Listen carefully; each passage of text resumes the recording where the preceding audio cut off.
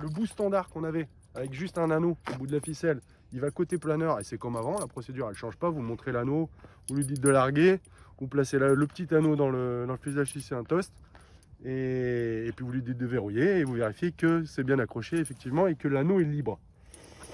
Côté remorqueur, il y a du changement. Voilà comment ça se présente. Donc on a toujours le petit anneau pour les crochets toast, le porte-fusible qui est ici avec deux fusibles, un fusible de travail, un fusible de secours, et le reste de la corde.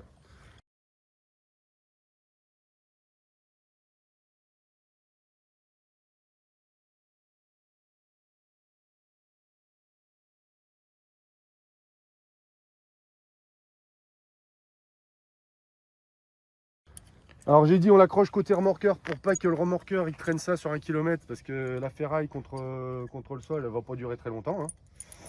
Et le moyen de vérifier que le fusible il est bon, et ça faut le faire tous les matins à minima, alors je parle surtout au remorqueur parce que c'est vous qui allez inspecter vos câbles au départ, mais prenez l'habitude, si vous avez le temps, c'est bien de le faire à chaque fois que vous accrochez le câble, parce qu'on n'est pas à l'abri qu'il ait pris un petit coup de tension là, pendant le remorqué précédent. Si vous venez voir, là on voit les deux fusibles. Moi je peux vous dire que le fusible de secours c'est celui qui est vers moi, et pourquoi je le sais? Parce que le fusible de secours il a les trous qui sont ovales, les trous dans lesquels passent les deux écrous là. Ils sont ovales. Le fusible de travail, il a des trous qui font le diamètre de l'écrou. Si je le balade comme ça, vous voyez qu'il y en a un qui se balade. Il est libre. Tant qu'il bouge, vous pouvez essayer, hein, vous allez le voir. Voilà. Si vous le prenez, vous gardez en tension, hop, il se décale de 2 mm. Voilà. Tant qu'il est libre, il est fonctionnel. À partir du moment où il ne bouge plus, ça veut dire que celui-là c'est allongé. Et donc il y a les deux fusibles qui sont en fonction. Et ça, c'est pas bon. D'accord? Donc quand on inspecte, s'il y en a un qui est libre comme ça, bah, c'est qu'on est bien. On peut aussi voir là qu'il n'y a pas de signe de fatigue. Ça, c'est le témoin d'usure. Il est bien rond. Et la peinture, en plus, elle est bien noire tout autour. Quand il commence à s'étirer, ça blanchit sur les côtés. Et le trou devient ovale. Forcément, trop ovale, ça ne devient pas bon. Normalement, la norme voudrait dire que quand il est ovale au point qu'on ne voit pas les extrémités du rond, du trou, ils sont passés dans la tôle, on a dépassé la tolérance d'usure. D'accord? Mais de toute manière, le meilleur moyen, c'est de voir. Si l'autre n'est pas libre, on est en train de... Voilà, il ne faut pas s'en servir. Je ne vois pas si c'est libre ou pas. Là. Alors, regarde. Celui qui est vers moi, là, il va se déplacer, là. Tu vois, il glisse d'1 millimètre. Si tu regardes, il est 1 millimètre plus bas que l'autre, là. D'accord. Et quand je vais dans l'autre sens, tac. Une vidéo, là. Oui.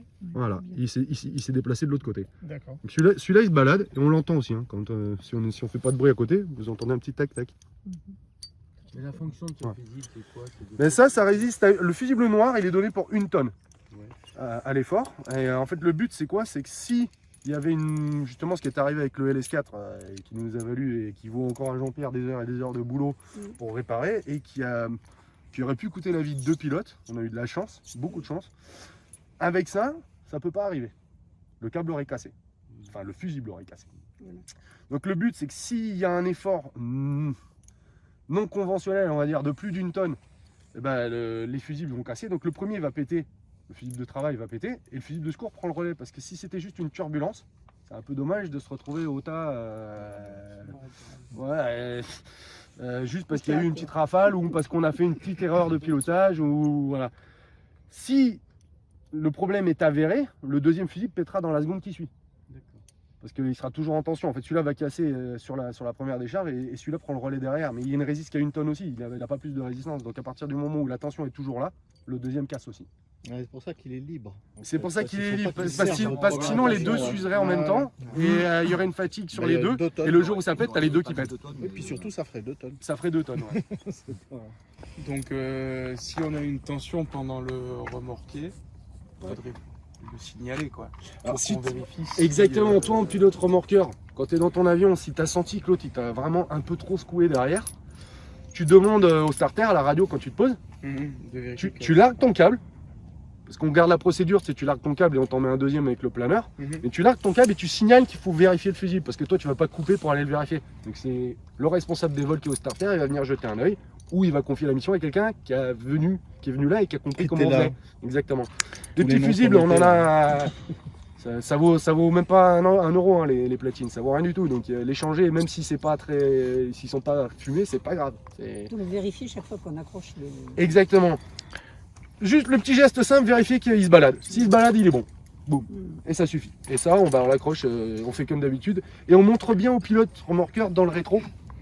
Ça, on le faisait pas avant. Que c'est le fusible. Mais vous lui montrez que vous avez le fusible en main.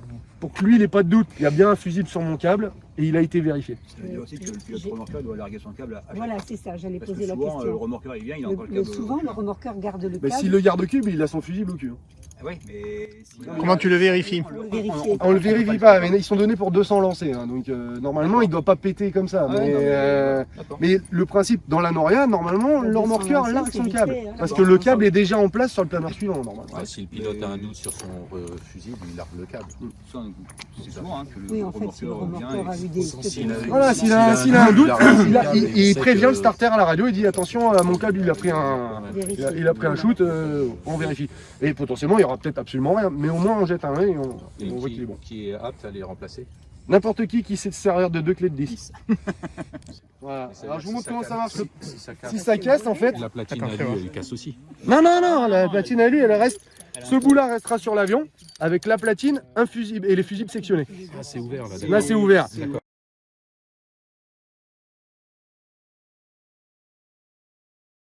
Et ça restera côté planeur. Donc si ça cassait, c'est qu'il y avait une raison que ça pète normalement. Mais si ça casse, le planeur va se retrouver avec le câble au bout du nez. Ce sera lui de larguer. Ce sera à lui de larguer. Alors potentiellement, s'il est haut, en sécurité et qu'il n'y a pas de problème, première procédure. Il se pointe vertical la piste, il prévient le starter, et le starter lui donne le go pour larguer son câble. D'accord? Comme ça, le câble il n'est pas perdu, il tombe pas sur la gueule à quelqu'un. C'est bien.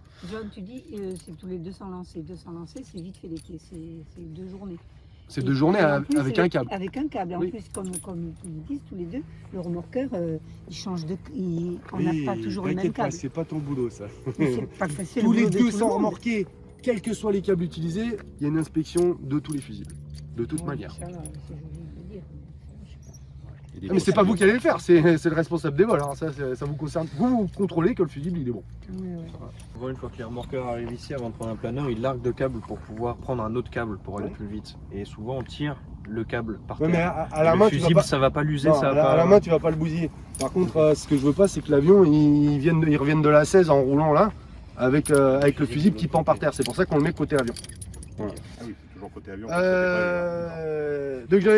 Donc pour changer les fusibles, mais de toute manière, vous ne serez pas vraiment amené à le faire, mais c'est bien de savoir comment on fait. Donc on démonte les deux écrous, c'est tout simple. On rempile 2 fusibles, dont un de secours, donc il y en a un qui a le trou ovale et l'autre qui a le trou rond. On remet les deux, on met les boulons et on les serre juste à couple. Ça doit être libre.